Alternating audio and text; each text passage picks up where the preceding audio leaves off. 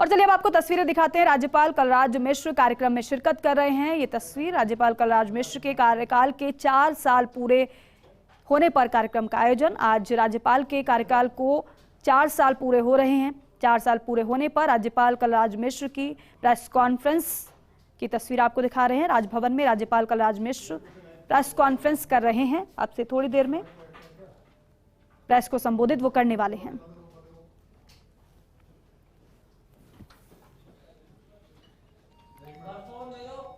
तो देखिए, राज्यपाल कलराज मिश्र के कार्यकाल के सफल 4 साल पूरे होने पर इस प्रेस कॉन्फ्रेंस का आयोजन किया जा रहा है। ये सबसे पहले फर्स्ट इंडिया न्यूज पर तस्वीरें आपको दिखा रहे हैं। हालांकि अब से थोड़ी देर में प्रेस को संबोधित करेंगे, प्रेस कॉन्फ्रेंस वो करने वाले हैं और प्रेस कॉन्फ्रेंस की तस्वीर हमें मिल रही है, वो आपको दिखा रहे हैं।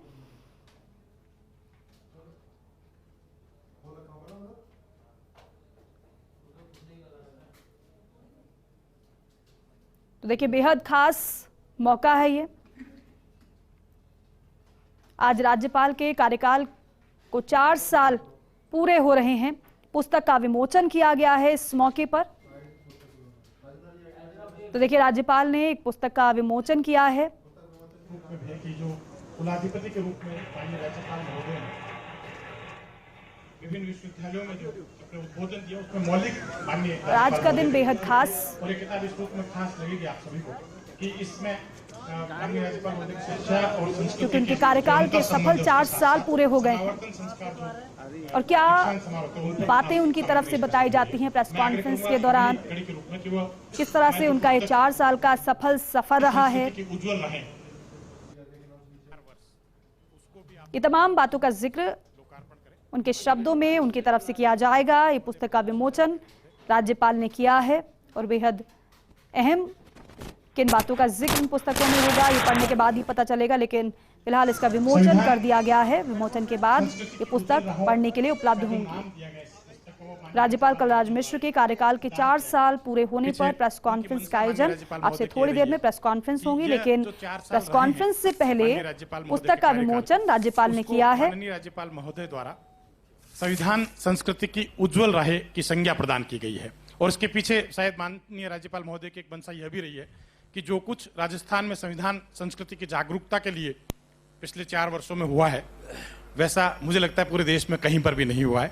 तो इसी रूप में शायद माननीय राज्यपाल महोदय ने यह सोचकर इस पुस्तक का नाम संविधान संस्कृति की उज्जवल राहें प्रदान किया और इस पुस्तक का अवलोकन ई बुक भी लॉन्च किया। ई बुक आप सब इसका आस्वाद करें। स्क्रीन पर आप देखिए कि कैसे संविधान पार्क जो बना था, उस संविधान पार्क में किस किस तरह से संविधान के लागू होने से उससे जब निर्माण हुआ था उसके तक की जो ऐतिहासिक यात्रा है उसको संजोया गया है। इसमें इस पुस्तक में आप देख रहे हैं जिस तरह से एक भारत श्रेष्ठ भारत के अंतर्गत माननीय राज्यपाल महोदय द्वारा जो कुछ कार्य किया गया, इसके अलावा जो विशिष्ट आयोजन मन की बात जैसे उसकी 100वीं कड़ी जब प्रसारित हुई थी यहाँ पर, उसको भी संजोया गया है। योग की जो संस्कृति भारतीय रही है उस पर भी इसमें खास जानकारियाँ प्रदान की गई है। बहुत सारे स्तरों पर कलाओं से संवाद की माननीय राज्यपाल महोदय की मंशा रही, उसको भी इसमें संजोया गया है। उच्च शिक्षा में कैसे राज्य अग्रणी प्रदेश हुआ और कैसे नए नवाचार हुए उसको भी इसमें रखने का प्रयास किया गया है। दीक्षांत समारोह कोविड के विकट दौर में भी नियमित आयोजन करवा के माननीय राज्यपाल महोदय ने पहल की, उसको भी संजोया गया है। गाँव गोद लेकर किस तरह से उनका विकास किया गया, जनजातीय क्षेत्र में कैसे विकास हुआ और कैसे माननीय राज्यपाल महोदय की पहल पर, उनके निर्देश पर हम लोगों ने बहुत सारे स्तरों पर निरंतर जो नवाचार किए, निरंतर जो पहल करते हुए कार्य किए गए हैं, उनको इस पुस्तक में संजोने का प्रयास किया। मैं माननीय इस पुस्तक को एक बार आप अवलोकन कर रहे हैं और उसके बाद में मैं आग्रह करूंगा माननीय राज्यपाल महोदय जी से कि वो हम लोगों को अपने उद्बोधन से लाभान्वित करें। आप देख रहे हैं इस पुस्तक में कि किस तरह से समय समय पर माननीय राज्यपाल महोदय ने कुछ विशेष संदर्भ भी किसी विषय को लेकर प्रदान किए हैं, उसको कोर्ट में इसमें संजोया गया है। सीमा क्षेत्रों का दौरा भी निरंतर राज्यपाल महोदय ने किया और सीमा क्षेत्रों के दौरे के दौरान यह सुनिश्चित किया कि जो आंतरिक सुरक्षा है और बाहरी सुरक्षा जो है देश की, वह बनी रहे। और इन 4 सालों में जो शपथ ग्रहण समारोह हुए विभिन्न स्तरों पर, उनको भी छायाचित्रों के माध्यम से इस में संजोया गया है। जो विभिन्न विधेयक अध्यादेश पारित किए माननीय राज्यपाल महोदय द्वारा, उनको भी हमने संग्रहित किया इसमें। और प्रदेश के हितों की जो प्रभावी पैरवी राष्ट्रीय स्तर पर राष्ट्रपति महोदय के स्तर पर की गई, उसको इसमें खास स्थान इस पुस्तक में दिया गया है। और एक बड़ी बात यह भी रही कि कला और कलाकारों का संरक्षण का काम निरंतर राज्यपाल महोदय द्वारा किया गया है। कुछ समय ऐसा भी होता है ग्रीष्मकाल में, जब मानटाऊ में माननीय राज्यपाल महोदय विराजते हैं, और वहाँ से भी उसके पीछे भी मंशा राज्यपाल महोदय की एक अलग तरह की रही है कि जनजातीय क्षेत्र आसपास के जो माउंट आबू के उन लोगों पर ध्यान जाए और वहाँ के विकास को सुनिश्चित किया जा सके। इसीलिए वहाँ पर बजाय ग्रीष्मकाल बिताने के इस रूप में उनकी मंशा रही कि वहाँ पर वो रहेंगे तो उन लोगों से संवाद करके उनके कल्याण को प्रभावी गति प्रदान की जा सकेगी। आप देख रहे हैं इस पुस्तक के अंतर्गत किस तरह से विभिन्न स्तरों पर जो है माननीय राज्यपाल महोदय की जो गतिविधियां रही है राजभवन के अंतर्गत। और एक बात मैं खास तौर से और कहूँगा आप सबको कि अहरनिश माननीय राज्यपाल महोदय कार्य करते रहे हैं, बल्कि कई बार हम लोग लगते हैं कि वो जिस गति से चलते हैं उसमें हम लोग पीछे छूट जाते हैं, लेकिन वो निरंतर अपने कार्यों के जरिए, निर्णयों के जरिए इस तरह के नवाचार, मुझे लगता है राजस्थान पहला राज्य है जहाँ पर माननीय राज्यपाल महोदय का हम लोगों को सानिध्य मिलता है कि वह बहुत से स्तर पर अपने निर्णय खुद करते हैं इस तरह के, जिससे राज्य के विकास को प्रभावी गति मिले और राज्य में सर्वांगीण कल्याण की राहें जो निरंतर खुलती रहे। इस संदर्भ में ये जो 4 वर्ष रहे हैं मुझे लगता है बहुत महत्वपूर्ण रहे, और संवैधानिक प्रतिबद्धता के अंतर्गत इन 4 वर्षों में राष्ट्रीय स्तर पर भी जो कुछ अभियान चलाए गए हैं उनको भी बहुत महत्व देते हुए यहाँ पर उनका क्रियान्वयन किया गया। मीडिया ने, आप सबका बहुत बहुत आभार भी व्यक्त करता हूँ कि मीडिया ने निरंतर हम लोगों को सहयोग किया है और आपने निरंतर हम लोगों को जो राजभवन ने किया उसको प्रकाशित प्रसारित किया है। मैं माननीय राज्यपाल महोदय से आग्रह करूंगा कि वो प्रेस के जो साथी आए हैं हमारे आग्रह पर उनको अपनी बात रखें। माननीय राज्यपाल महोदय। सबसे पहले मैं आप सब लोगों के प्रति आभार व्यक्त करता हूं कि आज हमारे बुलाने पर यहाँ पधारे हैं, और चूंकि अभी जन्माष्टमी बीती है और उस जन्माष्टमी का मैं आप सब लोगों के प्रति शुभकामना व्यक्त करता हूं और बधाई भी देता हूं। मुझे यहाँ आए हुए 4 वर्ष हो गए और इन 4 वर्षों में प्रतिवर्ष 9 सितंबर को मैंने आप सब लोगों को बुलाया है और जो भी कुछ हमने किया उसको आपके सामने प्रस्तुत करने का प्रयास भी किया है। पिछले बार भी आप सब लोग आए थे, आप सब लोगों का स्नेह मुझे प्राप्त हुआ था। इस वर्ष भी आप सब लोगों का मुझे लगातार अपनापन और प्यार प्राप्त होता रहा है।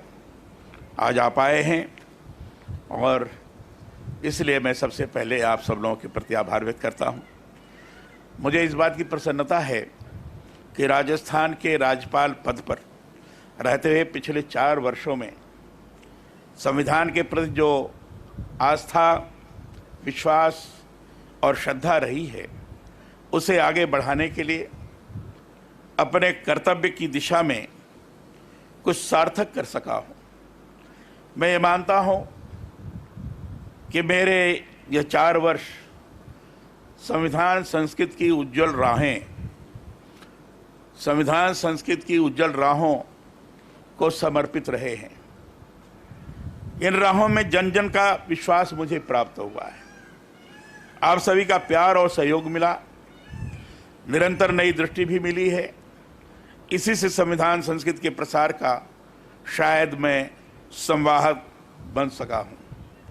राज्यपाल संवैधानिक पद है, इसकी अपनी मर्यादा है। मैं जिस परिवेश में आया हूँ उसमें जनता से सदा सीधे मेरा सरोकार रहा है। अध्ययन के बाद राजनीति में जब आया तो उद्देश्य यही था कि सार्वजनिक क्षेत्र में जन कल्याण के लिए अपने को मैं समर्पित करूं, और उस हिसाब से मैं लगातार काम करता रहा हूं। और यहाँ आने के पश्चात भी वह संबंध हमारा जनता के साथ बना रहे, इसके लिए सतत हमने प्रयास भी किया है। मेरा ये सौभाग्य रहा है कि हमारी जो लोकतांत्रिक प्रणाली है उसके सभी पवित्र सदनों, लोकसभा, राज्यसभा, विधानसभा, विधान परिषद, केंद्रीय मंत्रिमंडल, राज्य मंत्रिमंडल और अब राज्य के शीर्ष संवैधानिक पद पर राज्यपाल के रूप में कार्य करने का मुझे अवसर मिला है। ईश्वर की असीम अनुकंपा भी निरंतर मुझे मिली है। आज से 4 वर्ष पहले जब राज्यपाल के रूप में राजस्थान आना हुआ था, तब नहीं सोचा था कि यहाँ इतना प्यार, अपनत्व और सहयोग का यह परिवेश मिलेगा। पर राजस्थान ने मुझे बहुत कुछ महत्वपूर्ण दिया है। समय पंख लगाकर उड़ता हुआ आपको तभी प्रतीत होता है जब कुछ सार्थक करने के लिए अवसर मिलते हैं।